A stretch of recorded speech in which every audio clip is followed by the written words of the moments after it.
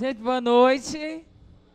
Então, feliz retorno para todo mundo, né? Vocês viveram aí uns dias de recesso, de folga dos grupos, dos ministérios.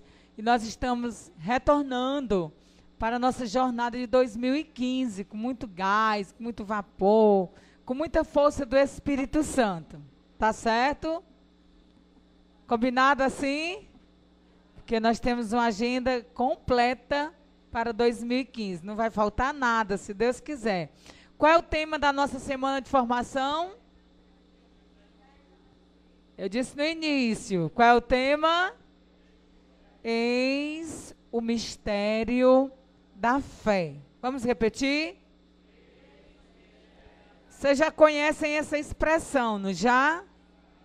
Onde é que a gente diz isso? Escuta isso. Na Santa Missa. Quem é que diz isso? O sacerdote, não é? Eis o mistério da fé. A Santa Missa é um mistério de fé. E é sobre esse mistério de fé que nós vamos conversar hoje e amanhã. E na sexta-feira nós vamos conversar um pouquinho sobre a vida consagrada, a beleza de vivermos de modo consagrado ao Senhor. Então, ninguém pode perder. Vamos lá.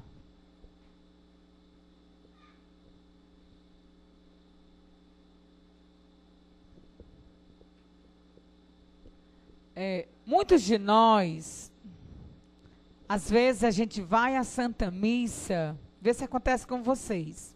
Às vezes a gente vai à Santa Missa e termina a missa, sai da igreja, é como se nada tivesse acontecido. É assim? Isso acontece com vocês? Sim ou não? Você vai, né? Participa da missa e volta para a sua rotina e pronto. Não é assim? Pois é, mas não é para ser assim. E não deve ser assim, porque a missa é o ponto máximo, mais alto da nossa fé. É a nossa expressão de fé maior. É importante o grupo de oração, é importante o nosso ministério, a nossa missão, né? Mas todo o grupo de oração, todo o nosso ministério, nosso apostolado, ele vai encontrar sentido na Santa Missa. E a Santa Missa é um mistério vivo. É um mistério que perpassa a nossa alma, os nossos olhos, o nosso entendimento. Toda ela é um mistério. E nós precisamos conhecer e viver com a nossa fé aquele mistério. Por isso, né, o Padre Romo tem sido tão assim pertinente e impertinente em nos pedir para não ficarmos fora da igreja, para não participarmos da missa nas calçadas, porque realmente você não adentra o mistério da fé, não é? E ao chegar na igreja, nós entramos em profundo silêncio. E esse silêncio deve iniciar antes da Santa Missa, porque você vai preparar o seu interior para participar daquele mistério, né? Outra, quando nós entramos na igreja, Jesus já está lá, não está? Nos esperando, sim ou não? Sim. Então, se Jesus já está lá, a minha atenção, os meus sentimentos é para Jesus. E não mais para o irmão, né? Igreja é lugar de silêncio e oração. Não foi isso que Jesus disse para aquele povo ao pegar um chicote e sair batendo em todo mundo, açoitando todo mundo? A minha casa é uma casa de oração. Então, sempre que a gente entrar agora na igreja, nós vamos lembrar o quê? A minha casa é uma casa de oração. Ou será que se Jesus ainda tivesse na forma humana, já teria batido em cada um de nós? Sim ou não? Quem já teria pegado uma surra lá na igreja? De chicote, né? Porque ele fez um chicote, lap, né? Pois é. Ao entrarmos na igreja, nossa mente deve sempre nos lembrar: a minha casa é uma casa de oração. Senta, reza teu texto, pega o jornal, lê a leitura do dia, né? Começa a preparar o teu coração para viver aquele mistério. Eu passei muito tempo fazendo uma experiência comigo mesmo. Eu saía da missa, aí eu ia, até chegar lá em casa. Mas qual foi mesmo a primeira leitura do que era que ela falava? Aí eu ficava me perguntando. Mas o que foi mesmo que falou na segunda leitura? E o evangelho falou do quê? E muitas das vezes eu não sabia. Já aconteceu isso com vocês? E eu ficava me interrogando, mas que Santa Missa foi essa que eu fui participar, que eu não sei nem o que foi que disse o evangelho, não é? Então, eu não participei do mistério, eu não vivi o mistério. Já viu essa expressão? Eu estava lá de corpo presente. Porque o mistério não chegou até a minha pessoa, né? Não adentrou. Eu não vivi a comunhão com o mistério. Então, a gente precisa viver aquilo ali. Viver. É um mistério de fé que precisa ser vivido por nós. Quem é que celebra a missa? Quem é que celebra a missa? Pois é, eu sabia que você ia dizer que era o padre. Somos todos nós. Verdade. O padre não celebra a missa sozinho. Nós concelebramos com ele. A missa, ela é toda um diálogo, ela tem a parte do celebrante e a parte do povo, da assembleia, né? É tanto que, para se celebrar uma missa, tem que se ter no mínimo 3 pessoas. Senão, não se celebra. Porque o padre não celebra sozinho. Não é um mistério dele. É feito com o povo. Tá certo? Então, nós celebramos com ele o mistério da nossa fé. Né? E eu quis falar, né, esses 2 dias sobre esse mistério. Primeiro porque é um mistério muito grande, jamais nós vamos falar em 2 dias. Mas vamos pelo menos inquietar nosso coração. Porque nós estamos no ano eucarístico na nossa diocese. A gente precisa, né, falarmos muito da Eucaristia, amarmos muito a Eucaristia. E segundo, porque como comunidade nova, nós precisamos amar esse mistério, participar do mistério da Santa Missa, e o maior número de vezes possível, sabe? Tomar gosto pela Santa Missa e vivê-la como um mistério de fé. Ok? Entendido até aqui? Outra coisa, né? Quando nós entramos numa igreja que tem sacrário, o que é que nós devemos fazer? Numa igreja que tem um sacrário, nós devemos fazer genuflex. Muito bem, genuflexão, tá certo? Não podemos esquecer disso. Se entrarmos em qualquer igreja que tenha um sacrário, nós fazemos a genuflexão, que é um ato de adoração, de amor a Jesus Cristo.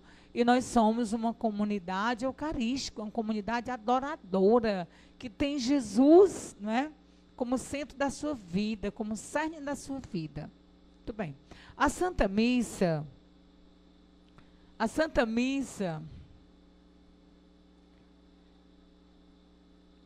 primeiro eu quero explicar o que significa a palavra missa. A palavra missa vem do latim, que significa despedida ou envio. O que significa? Pois é, nós vamos à missa para sermos despedidos, para sermos enviados.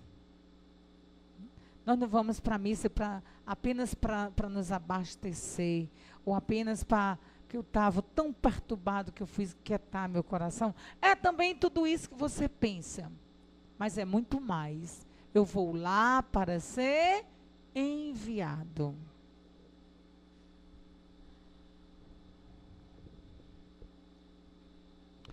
A missa é dividida em 4 partes: os ritos iniciais, a liturgia da palavra, a liturgia eucarística e os ritos finais. Vamos dizer comigo? A missa é dividida em 4. Primeiro.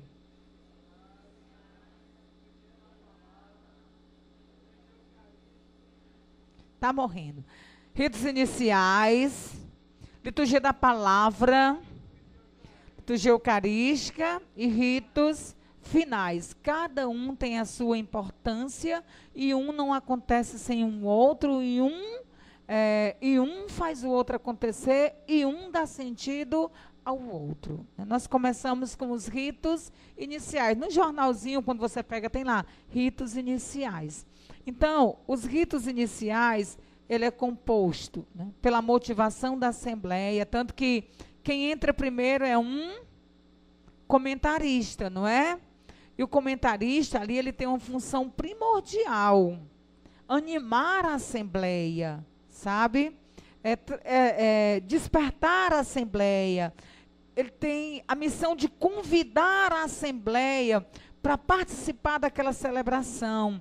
Ele tem a missão de criar um clima de oração, um clima de fé, deixar todos solícitos e preparar o povo para receber o celebrante, né?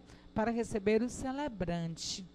Que o celebrante, naquele momento, naquele mistério, ele deixa de ser aquela pessoa e ele se torna o próprio Cristo. Ele impersona Cristo. E aí, quando o padre chega no altar, o que é que ele faz? Qual é o primeiro gesto do padre? Ao chegar no altar, é beijar o altar. Vocês sabem o que é o altar? O que é o altar? É uma mesa do banquete do Senhor. O altar é um sacrifício de amor. Pois é, a igreja em seus documentos nos diz que o altar é Cristo. Tá? Viu, Tiago? O altar é Cristo. Não é uma mesa. O altar é Cristo. Por isso é que o padre entra e faz o quê? Beija o altar. Né? E aí ele beija o altar com os sentimentos, né? Todo o seu ser dizendo, eu não vou te trair.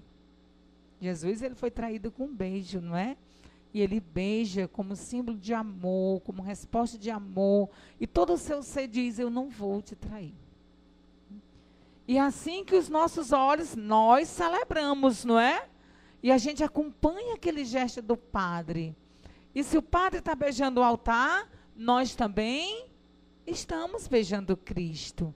E na nossa fé a gente diz o que também? Eu não vou te trair.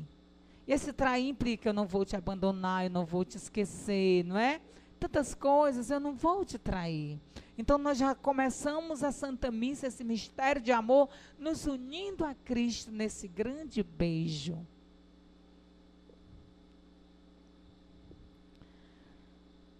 Depois, o padre nos convida a fazermos o sinal da cruz, é assim?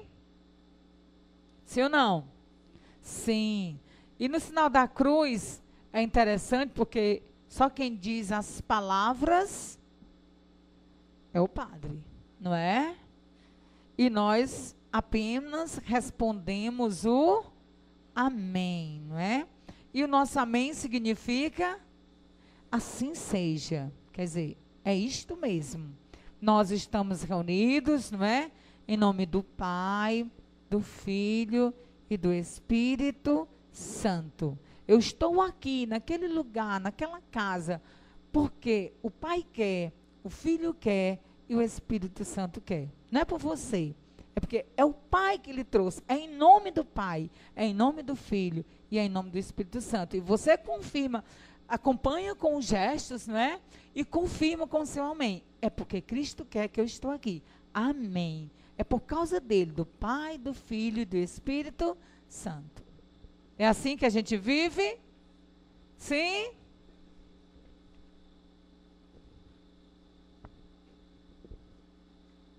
Porque nós não podemos viver nenhum momento. Sabe por quê? É por isso que nós não podemos viver nenhum momento da Santa Missa conversando, ou distraídos, ou ocupado com outras coisas, porque nós vamos vivendo cada gesto daquele, cada palavra, sabe? Cada sinal está acontecendo comigo. É Deus falando comigo.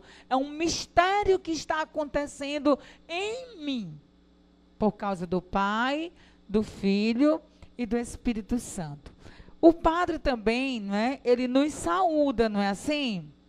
Normalmente, ele diz: a graça de nosso Senhor Jesus Cristo, o amor do Pai, a comunhão do Espírito Santo estejam convosco. Essa é uma saudação de São Paulo aos Coríntios, tirada da Bíblia. Às vezes é uma outra saudação. Independente da fórmula, nós respondemos o quê? Bendito seja Deus que nos reuniu no amor de Cristo, né? Bendito seja Deus. Aí a gente já começa a mostrar a nossa felicidade por estarmos ali, em nome do Pai, do Filho e do Espírito Santo. Bendito seja Deus que nos reuniu. Bendito seja Deus que me faz estar aqui e participar desse mistério. Eu sou grata por isso. E aí começa o nosso diálogo com o Pai, com o Filho, com o Espírito Santo, em toda a Santa Missa, em todo aquele mistério de amor. Depois disso, nós chegamos a um outro momento, ainda nos ritos iniciais, que é o momento do ato penitencial. Não é assim? O ato penitencial é um convite para cada um olhar para si. Não é para o outro, para si. Para reconhecer seus pecados, buscando um arrependimento sincero. Quantas vezes a gente canta sem nem prestar atenção no que a gente está cantando? Quantas vezes a gente vive o ato penitencial como se ali não fosse nada? Mas é um momento que a igreja me dá, que o Pai me dá, que o Filho me dá, que o Espírito Santo me dá, para que eu olhe para dentro de mim e me arrependa dos meus pecados. Para que eu possa reconhecer meus erros, minhas falhas, minhas omissões e possa pedir perdão. E sabe o que acontece nesse momento? A palavra de Deus diz assim: se tu estás, não é, para fazer uma oferenda, e está de mal com alguém, com querela com alguém, deixa ali tua oferta e vai primeiro reconciliar-te. É por isso que o ato penitencial, ele está lá nos ritos iniciais, porque a Santa Missa não teria sentido na minha vida se eu também não estivesse de bem com meu irmão. E você sabe, é por isso que a gente começa pedindo perdão a Deus, porque senão você não vai poder comungar. No dia que você sai de casa zangado com seu pai, com a sua mãe, com a sua namorada, com a sua mulher, com o seu marido, com seus filhos, se você não fizer um verdadeiro ato penitencial, não se arrepender profundamente, não buscar o perdão do Senhor, você não pode comungar. Porque a Bíblia diz, a palavra de Deus diz que Deus não quer nem a sua oferta. Se tu tiver de mal com teu irmão, deixa aqui antes de me ofertar, vai te reconciliar com teu irmão, depois tu volta. Quanto mais a tua vida, quanto mais o teu coração unido a ele, não é? Então é por isso que o ato penitencial, ele está nos ritos iniciais, porque eu preciso me reconciliar comigo mesmo, com o irmão e com Deus. É por isso, e aqui vem um mistério que às vezes a gente não entende, é por isso que eu não posso chegar na Santa Missa depois dos ritos iniciais e comungar. Não posso. E aí São Paulo vai dizer lá em Coríntios que se assim estiver acontecendo, eu posso estar recebendo a minha própria condenação. Não é?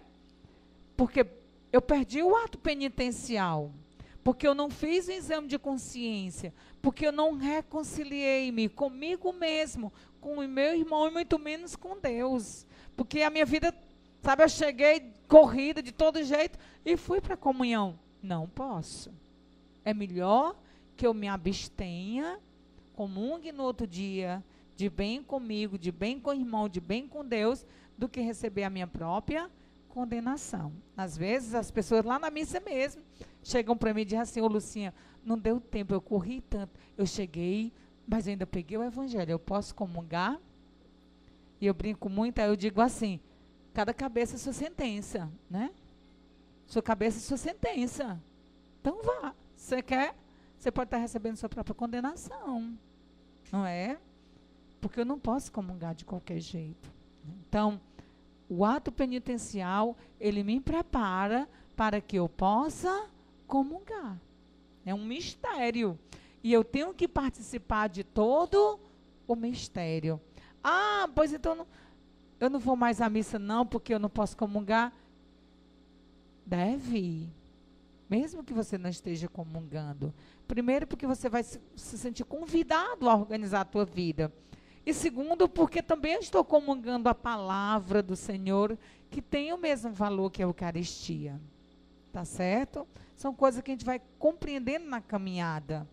Mas a gente não pode chegar atrasado e comungar. Vamos lá, continuando. Então, o ato penitencial é um momento que eu me reconcilio comigo, com o irmão e com Deus. É o momento em que eu peço que Jesus me purifique o meu coração, para eu poder ter parte com Ele.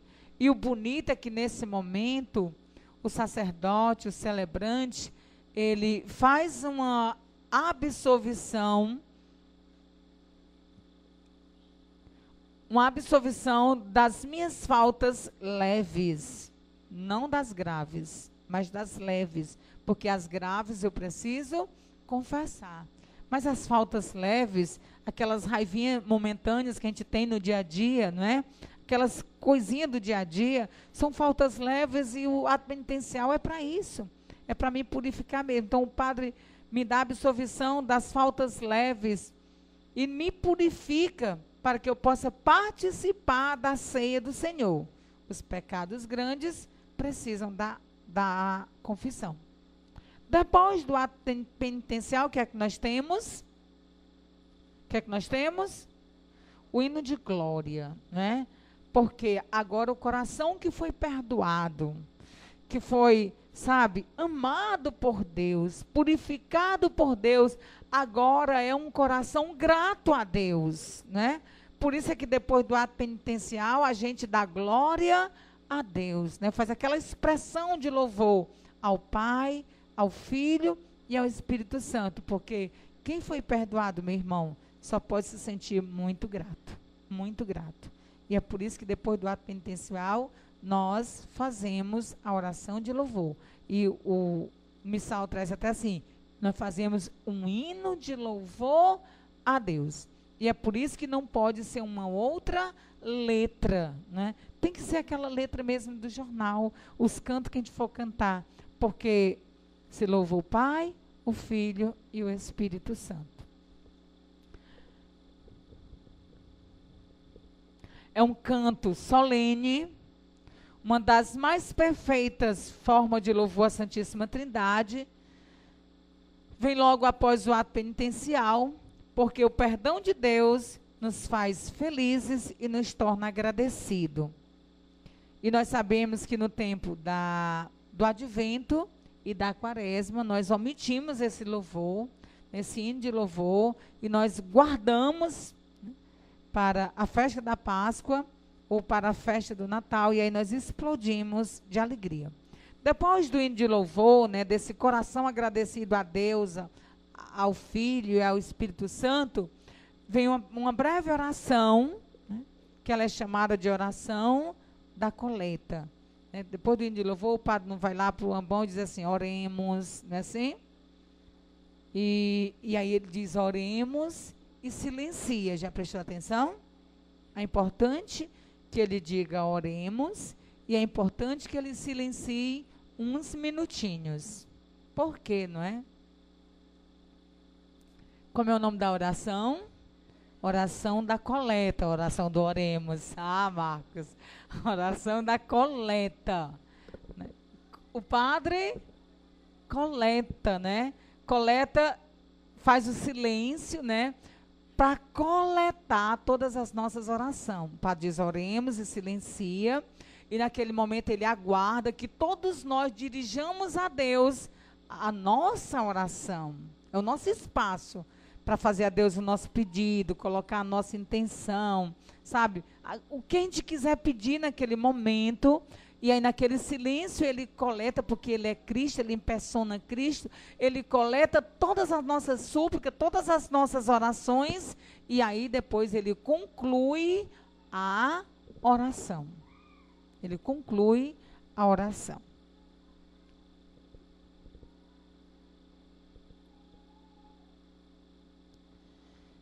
Ele coleta, né, ele reúne todas as nossas orações numa só oração.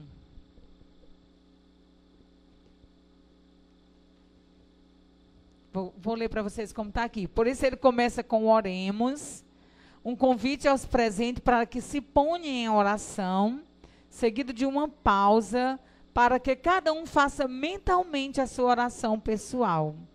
A seguir, o padre eleva as mãos, assumindo as intenções. Olha o gesto, né? Porque na celebração eucarística, ela é cheia de gestos, e cada gesto ele fala, né? Então, o padre eleva suas mãos, assumindo as intenções dos fiéis e elevando-as a Deus, e profere a oração em nome de toda a igreja. Por fim, no final da oração, todos nós dizemos amém, para dizer que a oração do padre é também a minha oração, né? No final da coleta a gente responde amém, e esse amém nós estamos dizendo, a sua oração é a minha oração, porque ele coletou todas as nossas intenções, todas as nossas súplicas, todos os nossos desejos, tudo aquilo que estava guardado no nosso coração. É uma oração presidencial, feita apenas pelo padre, como representante de Cristo. Todas as orações presidenciais são compostas por invocação, pedido e conclusão. As orações são dirigidas ao Pai, em nome de Jesus, que é nosso mediador, na unidade do Espírito Santo. E aí, né, terminada a oração da coleta, nós terminamos os ritos iniciais. É ou não é bonito? Sabe?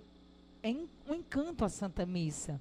Quando a gente aprende, né, os detalhes, os gestos, o significado de cada oração, sabe?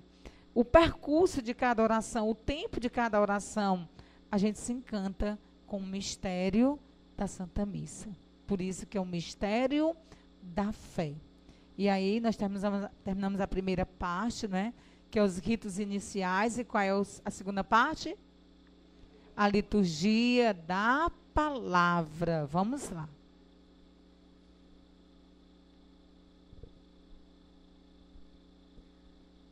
Após o amém da coleta, a comunidade senta-se.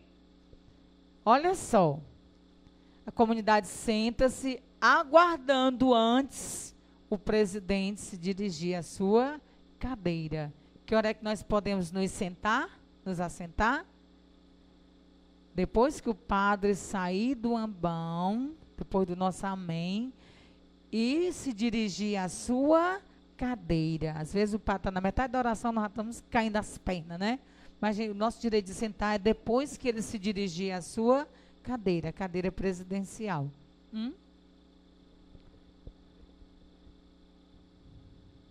A Eucaristia é o mistério da nossa fé. E a fé vem pela palavra. A importância da pregação abrangida pela liturgia da palavra. Diz a palavra de Deus, que a gente canta tanto, né? Não só de pão vive o homem, mas de toda palavra que sai da boca de Deus. A palavra de Deus não é apenas para ser lida, mas proclamada solenemente. A fé entra pelo ouvido. Então nós nos sentimos motivados, nós fomos perdoados, nós cantamos o glória, nós fizemos os nossos pedidos e agora nós vamos sentar para ouvir o próprio Deus que fala através das leituras. Primeira leitura, Salmo, segunda leitura e o Evangelho e a homilia. Não é assim? Nesse percurso. Então, quem é que está falando ali? As leituras, elas são proclamadas, porque não é a voz de ninguém, mas é a palavra do próprio Deus. Gente, e aí eu dizia, né? Quantas vezes a gente sai da missa sem saber o que foi lido? Não sabe nem qual foi o livro em que foi tirado as leituras. Sabe nem quem foi o evangelista. Normalmente a primeira leitura é uma leitura do Antigo Testamento, raras exceções. O Salmo, por isso que a gente chama Salmo de resposta. O Salmo é sempre uma resposta de oração ao que foi lido na primeira leitura, conforme a leitura. Então a igreja colocou um salmo que nos leve a compreender, que nos leve a orar com aquilo que estava na primeira leitura. Depois a segunda leitura do Novo Testamento. E depois o Evangelho. São 4 evangelistas. A igreja trabalha 3, né?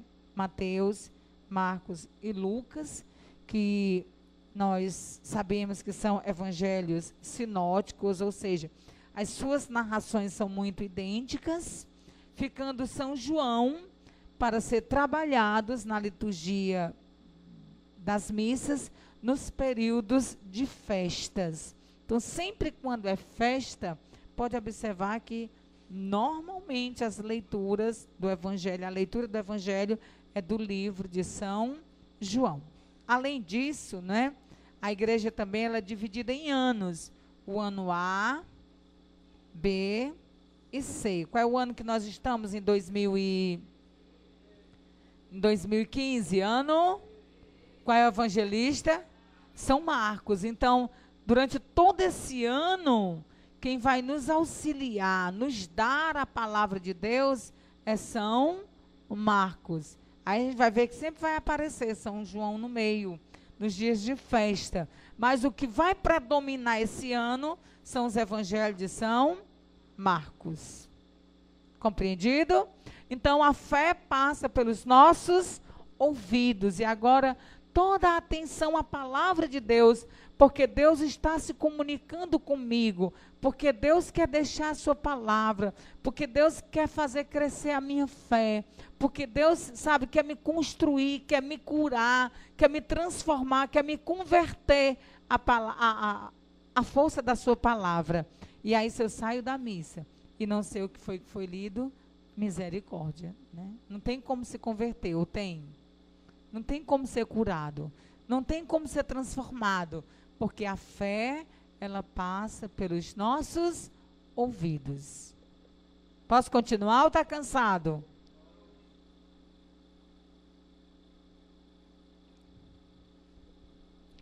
A liturgia da palavra é tão importante quanto a liturgia eucarística e deve ter um lugar reservado para a proclamação à mesa da palavra. Então, o mesmo valor que tem a liturgia eucarística, esse mesmo valor tem também a liturgia da palavra, né? As leituras na Santa Missa. O mesmo valor, né? Entendeu? O mesmo valor que você dá ao momento da Eucaristia é o mesmo valor que você deve dar ao Evangelho, às leituras. Por isso eu não posso conversar. Por isso eu tenho que prestar atenção. Por isso eu tenho que ouvir a voz de Deus. Porque senão também eu não vou poder comungar. Uma coisa, né, me remete à outra.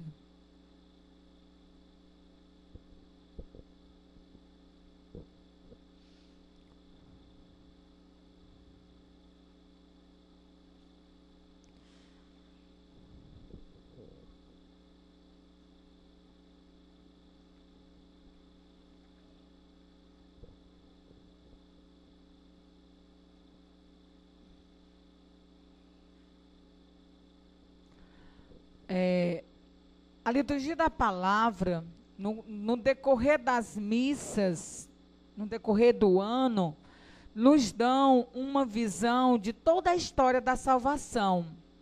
E elas são organizadas de forma que durante o ano eu recorde quase toda a Bíblia, ou pelo menos a minha história de salvação. Depois das leituras, não é? Fala aqui um pouquinho do Salmo também, não é? É por isso que nós não devemos trocar o Salmo da Santa Missa, né?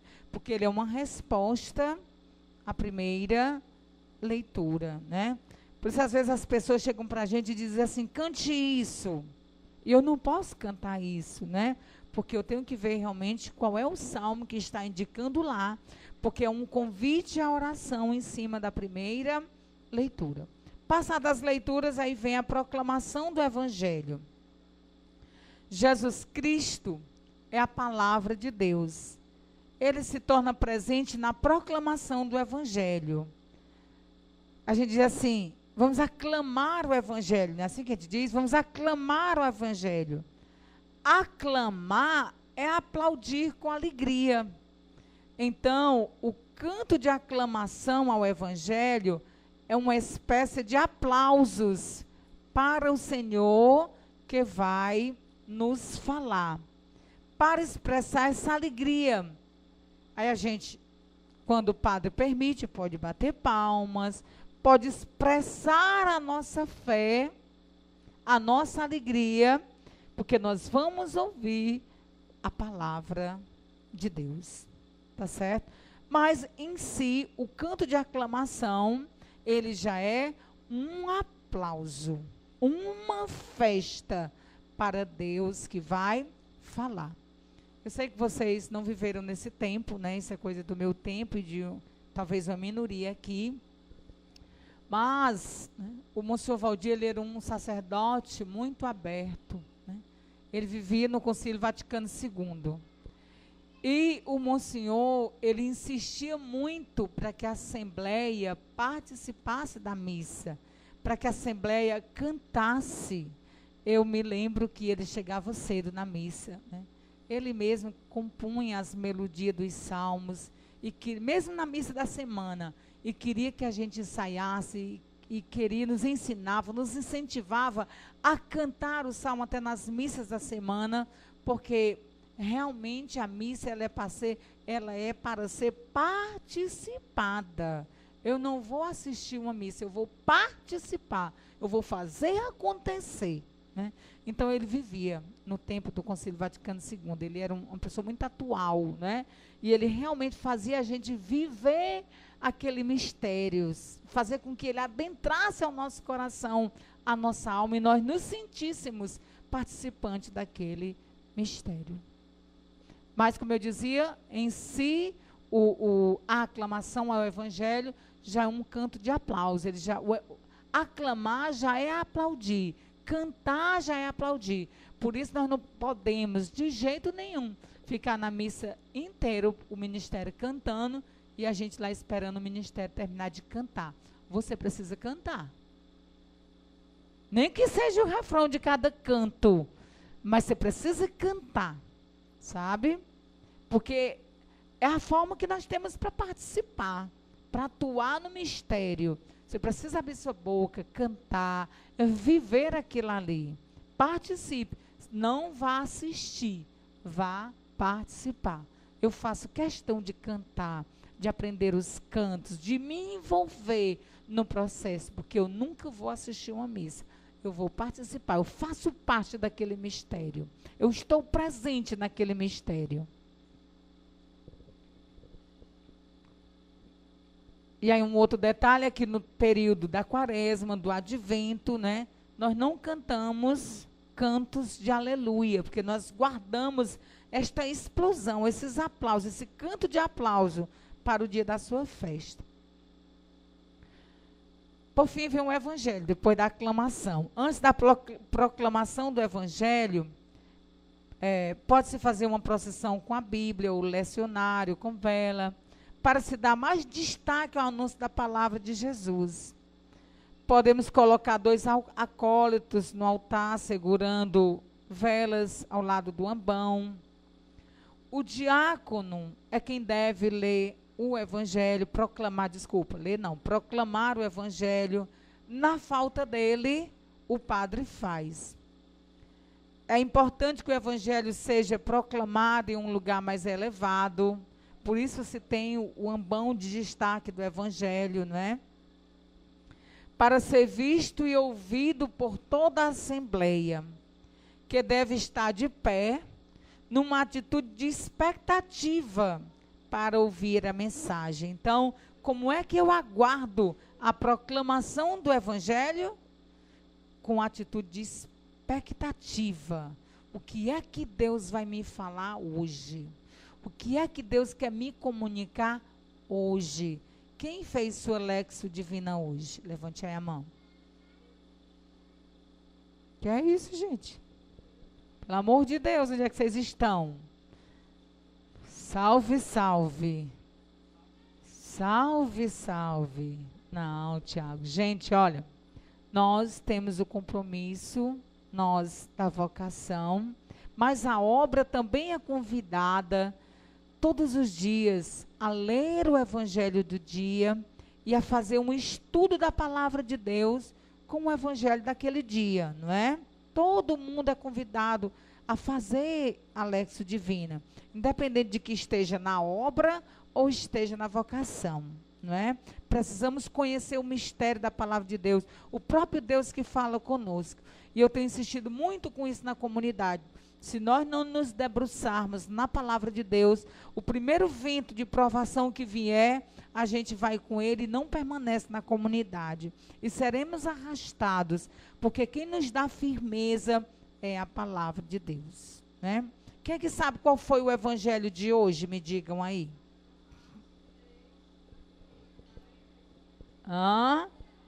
Jesus, primeiro ele se retirou, não é assim? Mandou os discípulos sair, ficou sozinho, foi rezar, não é? E depois que ele já tinha rezado um montão de horas, já quase amanhecendo o dia, ele viu que os discípulos estavam perecendo lá no meio do mar e quis ir ao encontro deles. E ele foi bem engraçadinho, porque ele decidiu, bem apurado, né? Não, ele decidiu passar pelo barco dos discípulos, né?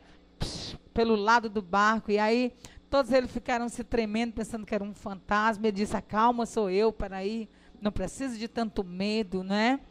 E aí a Bíblia vai dizer que os discípulos ainda estavam meio atordoados, porque não tinham compreendido a multiplicação dos pães, não é? E ainda estavam com o coração insensível a Deus. Gente, como eu me debrucei hoje nessa palavra insensível. E eu disse, Senhor, Tu está hoje me dizendo que o meu coração está insensível a Ti. Pois me dá um coração sensível à Tua presença, sensível à Tua voz, sensível aonde quer que Tu esteja, porque eu quero Te ver, Te sentir, sabe? Sentir a Tua presença. E por aí vai. Isso é estudar a palavra de Deus. Todos nós somos convidados a ler o evangelho do dia, uma vez, 2 vezes, 3 vezes. E depois você vai começar a viver com aquela palavra. Aquilo que o Senhor está te falando, e colher o que o Senhor está te falando, e trazer para a tua vida, para a tua história. E depois escreve tudo aquilo ali, né? Hoje eu senti que Deus estava dizendo que o meu coração estava insensível a Ele. E eu comecei a perguntar assim, onde foi que eu te perdi de vista? E onde foi que eu comecei a me tornar insensível diante de Ti? Onde é que você falou comigo que eu não te vi, que eu não te percebi, que eu não te senti? Me corrige, me ajuda, porque eu quero te sentir. E por aí vai, né? Então a gente traz o mistério para dentro da gente. É porque o evangelho é ontem, hoje e sempre, é atual. É Deus falando comigo. E nós precisamos, sabe, nos agarrar à palavra de Deus. Nos agarrar, ter um tempo todos os dias para essa palavra. Porque senão a sua oração vai ser vazia. Você não sabe nem a palavra de Deus, o que é que você vai ter para rezar, né? Para comunicar para o irmão. Porque no dia que você precisar de uma palavra com o irmão, talvez você não esteja nem com a Bíblia na mão. mas ela vai estar dentro do teu coração, da tua mente, e tu vai poder proclamá-la. E por aí vai, não é? Então, o padre proclama o evangelho, a palavra de Deus, e nós ficamos de pé com aquela expectativa para acolhermos a palavra de Deus. É como se o próprio Jesus se colocasse diante de nós para nos falar do que mais nos interessa. Então, cada evangelho é Deus falando o que mais me interessa. O que é o evangelho? É Deus falando o que mais interessa naquele dia a você. O padre ou o diácono começa saudando a assembleia e ele diz: o Senhor esteja convosco. E nós respondemos o quê? Ele está no meio de nós, nosso coração está à expectativa, é cheio de garra, não é? Ele está no meio de nós. Depois o padre diz, proclama, não é? Proclamação do Evangelho do nosso Senhor Jesus Cristo, segundo tal, e nós dizemos o quê? Glória a vós, Senhor, não é? Nós enchemos o nosso peito de gratidão, de louvor. O Senhor vai falar comigo. O Senhor vai falar aquilo que mais me interessa. Glória a vós, Senhor. E ao final do evangelho, o padre diz, palavra da... e beija a palavra de Deus. E nós dizemos mais uma vez o quê? Glória a vós, Senhor. Felizes, porque o Senhor nos comunicou aquilo que nós precisávamos. Nós precisávamos. Tá certo? Depois, ainda no rito da palavra, chega o momento do quê? Da homilia. E o que é a homilia, né? Que o padre Valderi nos falou tão bem, acho que foi ano passado, por ocasião da festa. O que é a homilia? A palavra homilia significa o quê? Significa o quê? Uma conversa familiar. É pai e filhos reunidos ali na mesa. Por isso o padre pode sentar, o fiel pode sentar. É uma conversa familiar. É pai e filho conversando, sendo instruído. Não é assim na nossa casa? Quando o nosso pai quer nos falar alguma coisa, normalmente ele senta na mesa, nós estamos em refeição e ali se começa a consertar as coisas, né? Então a homilia é essa conversa familiar. Né?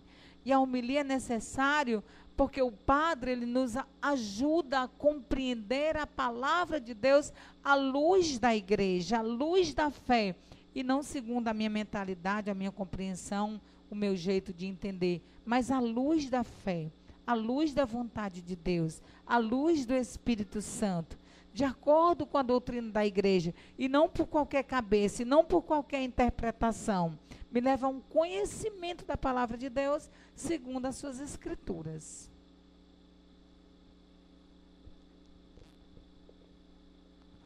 É a interpretação, a homilia, né, de uma profecia ou a explicação dos textos bíblicos proclamados. E isso a gente pode ver na palavra de Deus. Os apóstolos, depois de ouvir as parábolas, pediam a Jesus que eles explicassem o que eles queriam saber. Todas as vezes que Jesus contava uma parábola, eles iam lá, Senhor, nos explica esta parábola. Então eles diziam, por que tu falas em parábola? A gente não compreende nada. E Jesus ia lá e explicava e por aí vai. Eu vou pular aqui porque eu vi que a hora está apressada, né? Assim, pois, irmãos, né? Então, é necessário participarmos da homilia, ouvirmos bem a homilia, porque é a forma que a igreja encontra para nos ajudar na compreensão dos textos bíblicos. Terminada essa parte, ainda nos ritos da palavra, tem a proclamação da nossa fé, que nós chamamos de o credo, não é? Que a gente diz, crer em Deus é confiar nele. Quando a gente diz assim, creio em Deus Pai, eu estou dizendo, eu confio em Deus Pai. Com credo, a comunidade afirma que crê na palavra de Deus que foi proclamada e que está pronta para pô-la em prática. É como um juramento público. Às vezes a gente vai aquelas colação de grau, aquelas coisas, a gente vê as pessoas fazendo o juramento, não é? Esticar a mão direita, faz o juramento. Pois quando nós estamos rezando o credo, por isso a gente proclama o credo de pé. Nós estamos fazendo o juramento público. Creio em Deus Pai, creio nisso, creio nisso, creio nisso. E a gente vai proclamando, não é? Vai fazendo esse juramento de tudo aquilo que a gente crê. Então, em resumos, eu estou me comprometendo, né? Dizendo que acredito na palavra que eu ouvi e que eu me coloco na disposição de comunicar aquilo que eu ouvi. Em cada missa nós fazemos um juramento a Deus. Então, só depois de estarmos todo comprometido é que a gente vai chegar no processo da comunhão. É um processo muito grande. Por isso eu disse que um não acontece sem o outro. Vou pular, mas existe também 2 fórmulas de credo, né? Depois, com mais tempo, eu posso dizer por que são 2 fórmulas. Por fim, na liturgia da palavra, nós encerramos com a oração dos fiéis. A oração dos fiéis, que também nós chamamos de preces. No início da missa eu falei que tem a oração da coleta, que é uma oração presidencial breve, a fim de coletar da Assembleia, em clima de fé, né, suas preces, seus desejos, suas intenções, e nos preparar para ouvir a palavra de Deus. A oração dos fiéis é um espaço mais abrangente, para que os fiéis coloquem publicamente suas intenções. Depois de ouvirmos a palavra de Deus e de professarmos a nossa fé na palavra de Deus, nós colocamos agora em suas mãos as nossas preces de modo oficial e agora coletivo, né? E normalmente também tem um modelo para se fazer as nossas preces, né? A gente não pode estar lá subindo a qualquer hora, né? Para fazer qualquer prece, porque existe um modelo correto para fazermos as nossas preces. Então, vamos lá. Estou terminando, tá?